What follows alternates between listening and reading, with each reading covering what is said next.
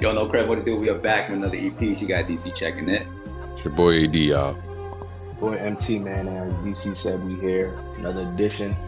Uh, Make sure Ali feeling better. A little illness got my guy down, but we here, man. NBA Finals, basketball. I'll let DC take it away.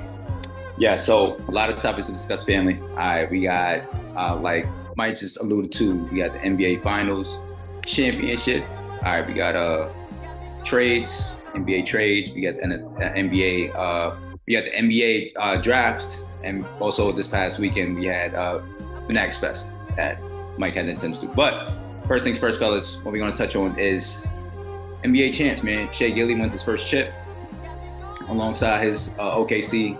Then the teammates, Jay Will, Chet, a laundry list of all the guys that's on the roster. Shout outs to them. Big congrats to those guys. Unfortunately, you already know if you were watching it, if you weren't watching, Halliburton goes down with an injury in the first quarter or second quarter. Tears his first quarter. And yeah, hopefully speedy recovery to Halliburton. But fellas, let's talk about the championship. Let's talk about the guys who won Finals MVP and that guy Shea Gilly. What's your take on it? Are you gonna go first on this, or? Sure, man. Stan Presti, hell of a job as general manager, and just a perfect moment for the city of Oklahoma City.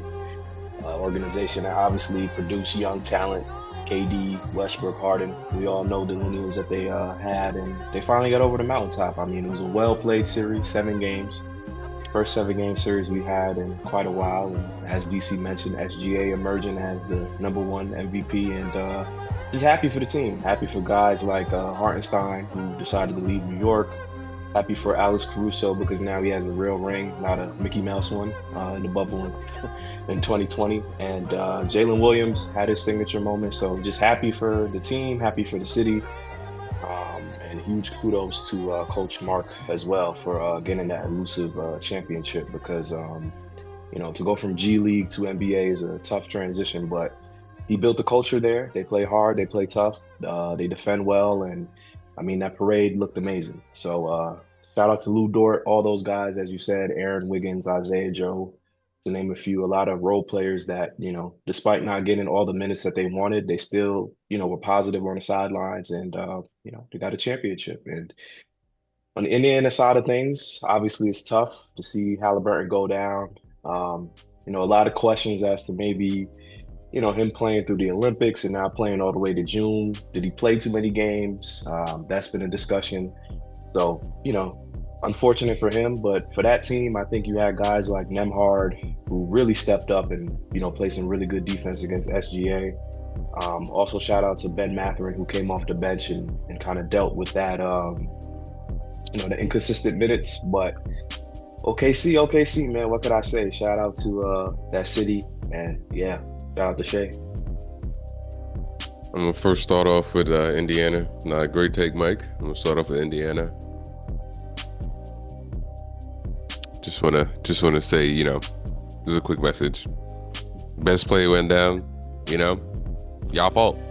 Now let me stop. I'm just gonna rock this. This I was there wearing this during Game 7, like at watching Indiana. But big shout out to them. I'm gonna stop hating. I just check on your local Knicks fan. But to just have a great Cinderella season. Hate the way your best player went down, and unfortunately, like it wasn't even like he's gonna miss that game. He's gonna be out for a while, 2027, I think.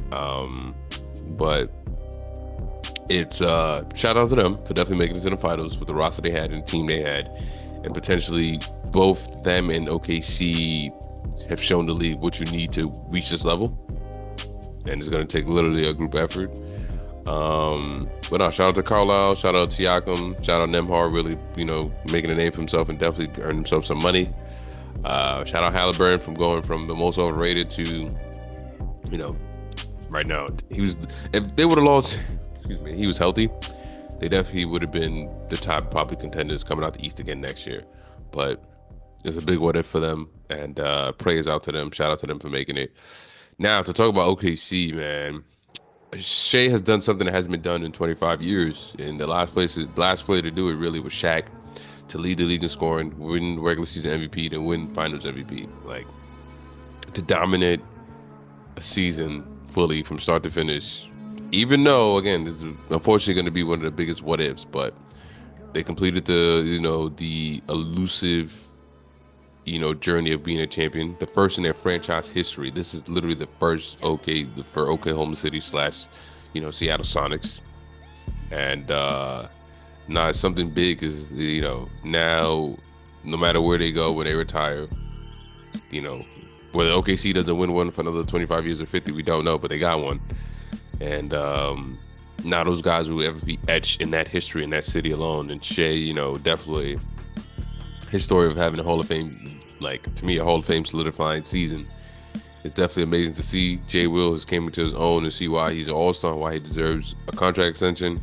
Chet is proof why, you build throughout the draft, you build your team, and you trust those players, and you develop them over time. Like you said about Presti, just man's an evil genius, and he finally got rewarded for it. To have KD and Harden and Westbrook, and that team, don't forget they had Jeff Green, Serge Ibaka, Steven Adams, Nick Collison, who definitely got a big shout out from Aaron Williams, Edward Wiggins. Hello. Yeah.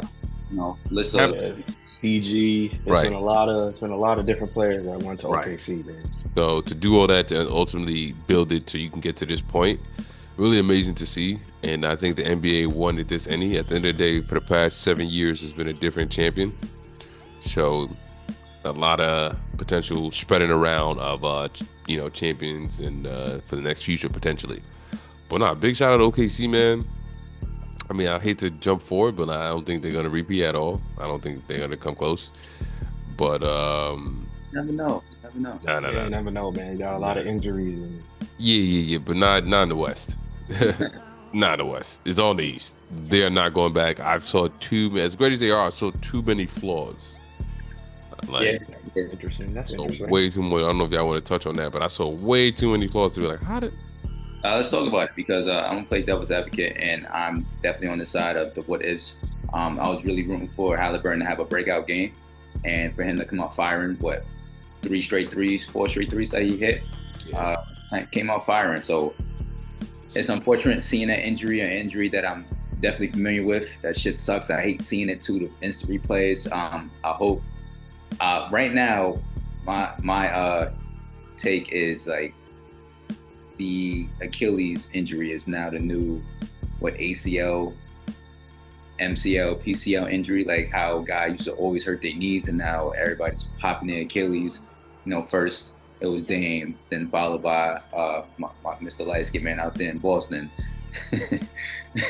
So now the other light-skinned man, Halliburton. But not to downplay the injury. It's a tough injury. It's definitely, hopefully, with the resources that these athletes have, these professional athletes, they're able to bounce back a little bit quicker, just like any other injury. But I would love to see Halliburton finish this game, man. A game 7 that would have been probably came down to the wire. You can tell that it decimated the team. And talking about Indiana Pacers, I think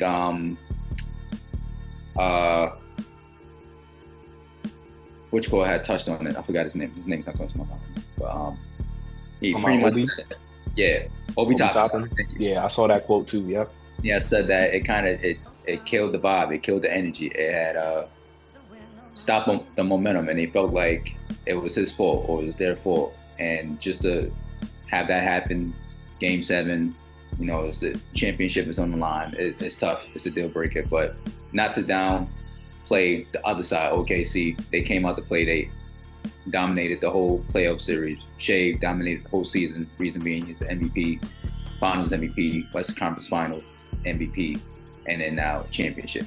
Kudos to a great historical season, and to go on to now add on to the stats, average 29.9, and I'm talking about just the playoffs. 29.9 points per game, 5.3 rebounds per game, 6.5 assists, steals 1.7, field goal percentage 46.2, and then 3-point percentage 28.3, and then you already know you got to talk about the free throws. Free throw merchant 87.6%. So great season for OKC. way to finish, way to bring it back home to their hometown. But now this is a beautiful, perfect segue to now talk about these trades, fellas. The trades that has been occurring for the past, week, we'll say? Couple weeks, yeah. Started with Desmond Bain. Hey, Desmond Bain, along with Kevin Durant, Porzingis to Atlanta. Yeah, a lot. So we're gonna go through it first. Who you want to hit on first, fellas? Y'all want to go KD? Y'all want to go Desmond Bain? Let's start. I would say to start in order. Let's go with Desmond Bain. 4 or 5 first round picks.